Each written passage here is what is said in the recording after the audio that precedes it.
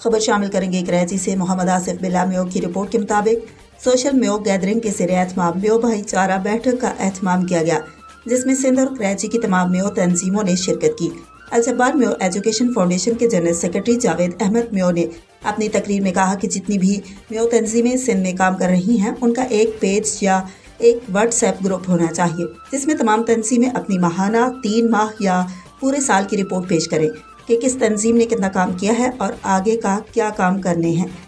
انہوں نے مزید کہا کہ ہر 3 ماہ بعد اس طرح کی میو بھائی چارہ بیٹھک ہونی چاہیے جس میں ہر تنظیم اپنی کارکردگی رپورٹ پیش کرے۔ جاوید احمد میو نے کہا کہ جو کام اجمل خان میو نے کیا وہ ابھی تک کسی نے نہیں کیا۔ اجمل شہید نے ہمیں ڈائریکشن دی تھی، لیکن اب سب اپنی اپنی ڈائریکشن پر لگے ہوئے ہیں۔ میو برادری کی معروف سماجی اور کاروباری شخصیات شمس العارفین میو اور زین العابدین میو نے بھی اپنے بیان میں کہا کہ جس طرح اجمل خان شہید کو تنقید کا نشانہ بنایا جاتا تھا وہ برداشت کرتے تھے، تو ہم بھی ایک دوسرے کو برداشت کریں، اور آج ہمارا یہاں اکٹھا ہونا بھی اسی لیے ہے۔ انہوں نے مزید کہا کہ جو اچھا کام کرے اس کو سپورٹ کرنا چاہیے اور ایک دوسرے کو برداشت کریں تاکہ ہم دوسری برادریوں کی طرح اپنی منزل کا تعین کر سکیں اور آگے نکل سکیں۔ انہوں نے مزید کیا کہا، سنتے ہیں ان کے اس بیان میں۔